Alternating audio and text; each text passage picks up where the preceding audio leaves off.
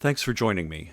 This is my third video, but since I can't seem to build up much of an audience, I may close down the channel by Christmas, unless I can get my numbers up. At any rate, I thought we would look at outcomes in Russia if their military continues to suffer defeats at the hands of Ukrainian forces. For example, can the Russian Federation survive in its current form? That's a subject for a future video, but today let's look at possible successors to the Russian presidency if Vladimir Putin is pushed out or overthrown. There have been persistent rumors that Russian elites may want to arrange a successor to Vladimir Putin before the war in Ukraine becomes not just a quagmire, but a catalyst for political upheaval. Moreover, the president may be quite ill. Speculation in the Western press ranges from Parkinson's disease to cancer. If true, one more reason as to why he so desperately desires a successful outcome as quickly as possible, and one more reason for his opponents to send him permanently to one of his country dachas. He has at least two of them. So, who might replace Putin should he step aside or be encouraged to take early retirement? There are a number of possibilities. Let's first examine the leading candidates. Nikolai Patrushev, born in 1951 in St. Petersburg, then known as Leningrad.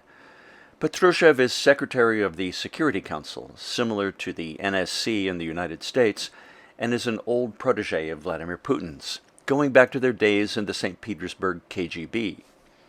Patrushev is a hyper-nationalist, fond of ludicrous conspiracy theories, and even intelligence on American officials gleaned from psychics. There's a weird story about Madeleine Albright, but for brevity's sake I'll skip it. He's also been linked to the murder of Russian dissident and former spy Alexander Litvinenko in the United Kingdom. Patrushev is probably the odds-on favorite to succeed Putin if he loses the confidence of the upper echelons in the Kremlin. But Nikolai would be no more willing to compromise than his old friend Vladimir. The war would likely continue with no negotiations on the table. He's the father of Dmitry Patrushev, whom we will meet in a moment. Next is Yevgeny Prigozhin, born in 1961 in St. Petersburg. Along with Putin and the Patrushevs, Prigozhin is a member of the St. Petersburg clan and is a close confidant of the president. Often called Putin's chef due to his catering business, Prigozhin is possibly the most controversial of the potential candidates to succeed Putin. He served 9 years in prison in the 1980s for a variety of offenses, and in recent years he's headed the Wagner Group, the global mercenary company based in Russia that's been accused of committing atrocities in the Middle East and Africa. In Ukraine, the Wagner Group has fought alongside the Russian military and has been linked to war crimes in Bucha and elsewhere. On November 7th, he admitted publicly that one of his firms, the Internet Research Agency, had attempted to interfere with the U.S. midterm elections, and in 2018, a U.S. grand jury indicted him on multiple counts for his alleged role in attempting to influence the 2016 U.S. presidential election. In July of this year, the U.S. Department of State announced a reward of up to $10 million for information about Prigozhin and his alleged criminal activity. Interestingly, a report by Alice Sperry in The Intercept, which was published on Friday, revealed that the Interpol Red Notice for Prigozhin's arrest that was granted in response to a U.S. request in 2018 was quietly withdrawn by Interpol 2 years later. After a hack of a law firm representing Prigozhin, Interpol documents revealed that the organization was concerned about perceptions that the Red Notice had been issued for political motives. Prigozhin has been outspoken in his harsh criticism of the Russian military's substandard performance, and if he succeeded Putin for some reason, the war effort would no doubt be intensified on a not-yet-seen scale. There are also a number of second-tier candidates. One dark horse is Dmitry Medvedev, born in 1965 in, you guessed it, St. Petersburg. Formerly Prime Minister and President, Dmitry Medvedev was once the good cop of the Putin administration. In the 1990s and early 2000s, Medvedev was known for reaching out to the West and for his keen interest in U.S. technological innovation. He famously met with both Barack Obama for burgers and Steve Jobs, who showcased the new iPhone. Medvedev was also an owner of an Apple Watch once, although it's disappeared from his wrist in recent years, as his anti-Western attitudes have hardened. Perhaps in a bid to save himself from irrelevance, as those with more ambition have worked their way into Putin's inner circle, Medvedev has reinvented himself as a super hawk and recently explained his militant, angry outbursts this way. "I'm often asked why my Telegram posts are so harsh. Well, I'll answer. I hate them. They are bastards and degenerates. They want us, Russia, to die. And while I'm still alive, I'll do everything to make them disappear."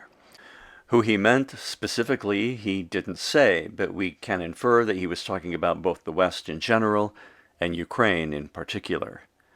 Medvedev, who was swept aside as prime minister in 2020 at the direction of his buddy Vladimir Putin, was damaged when videos circulated in Russia detailing his massive corruption, which includes ownership of palaces and the purchase of a $42 million yacht. Corrupt politicians can get away with a lot in Russia, but being exposed in public, while not an unforgivable transgression, is certainly embarrassing. Next is State Duma Speaker Vyacheslav Volodin. He was born in 1965 in Saratov Oblast. Not as colorful as some of the other ultra-patriotic candidates, Volodin, with a PhD in law, is quite close to Putin and is seen as a quietly ambitious climber with presidential aspirations, but only with the endorsement of his friend and mentor, Vladimir Putin. Thus, he might make an acceptable choice if Putin is brushed aside. Next is Dmitry Patrushev. Son of Nikolai, Dmitry is a PhD economist. As a banking CEO, he's left a wake of corruption and failure behind him at bank after bank he has managed, but seems to have protected status in the Russian oligarchic ecosystem. While he's a face to watch, it's unlikely that he would succeed Putin except in a placeholder role while others wield the real power. Next we have Defense Minister Sergei Shoigu, born in 1955 in a remote town just north of the Mongolian border. His mother was a Russian from Ukraine, and he grew up in the Donbass, perhaps one reason for his enthusiastic support for the war and the Russian army's brutality in Ukraine. An engineer by training, Shoigu has an improbable career, catapulting himself from Minister of Emergency Situations to the governor of the Moscow region briefly, and then, suddenly, to Minister of Defense in 2012.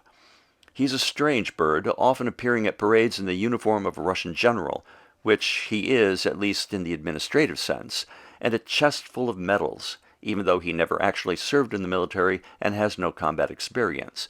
He's said to have a quirky fondness for medals. He's close to Putin, and the two have often vacationed together, hunting and fishing. Guy stuff. Another guy thing he's engaged in is an affair with a much younger Russian stewardess and siphoning off huge sums of money so she could buy a mansion and a collection of luxury cars. Allegedly. Oh, and they also allegedly have a couple of kids, although Sergei and the stewardess reportedly stopped seeing each other in 2017. Well, perhaps we should stick to the subject, which is whether Sergei is presidential material. And the answer is no, probably not. For one thing, he's not a member of the St. Petersburg political mafia, but more importantly, he's being blamed by some prominent voices in Russia for having bungled the war. For example, the Russian-installed deputy governor of Kherson, Kirill Stremyusov, famously invited Shoigu to shoot himself due to his mismanagement of the invasion. Coincidentally, Stremyusov was killed in a car crash 3 days ago as he was leaving Kherson under ambiguous circumstances. This is purportedly a photo of the totaled armored car he is said to have been in. And here he is driving another car. Note that he's not wearing a seatbelt. Hours after his death, the Defense Ministry announced the retreat from Kherson and the surrounding region. As for Shoigu's future, even if Vladimir were removed, Sergei is damaged goods. It's just not going to happen. What about moderate Russian politicians? Well, there aren't too many to choose from. It's not that they don't exist, but deciding on a moderate leader in the event of Putin stepping down would be a delicate operation. Such a leader would have to be willing to engage in meaningful talks to end the war, but at the same time could not be perceived as being soft or defeatist. Even if Putin left, it's probable that the St. Petersburg power structure would remain intact. Thus, they would retain veto power over a new president. But they would also be opposed by any pro-peace faction as well as those who are in favor of greater economic integration with Western institutions. So this would be a period of intense power jockeying, and perhaps even the future of the current Russian state would be thrown in doubt. Prime Minister Mikhail Meshustin may be the most viable compromise candidate if Putin's reign comes to an early end. Born in 1966 near Moscow, Meshustin has a postgraduate degree in systems engineering and is seen by many as a skilled technocrat, although, in an exhaustive investigation, Alexander Navalny, who's currently serving a 9-year prison sentence in Russia, revealed the scope of Meshustin's massive corruption, which goes back at least as far as his time as tax minister. He was named as prime minister unexpectedly in 2020 after Putin initiated a purge of his cabinet and invited Dmitry Medvedev to step down. As far as the war is concerned, the dissident Russian news site Meduza reports that he was unaware of Putin's plan to launch the invasion in February. He said to avoid discussions of the conflict, and we can infer that he may privately believe that the decision to wage war upon Ukraine was wrong-headed. To sum up, as the war drags on and Russian losses mount, internal pressure to replace Vladimir Putin may be increasing. But this doesn't necessarily mean an end to the war would result. Most candidates are as hardline as Putin is, and less hawkish candidates may not have support where it matters. But the political realities and a desire to end the war on terms Russia can live with just might necessitate a more moderate successor acceptable to both Kremlin elites and those seeking an end to the most ruinous chapter in modern Russian history. That's all for now. We'll have more in the days ahead on what could happen if Russia loses the war or Vladimir Putin is deposed. In the meantime, please hit the like and subscribe buttons and consider going to Patreon or Buy Me a Coffee to make a small monthly donation. Thanks for watching.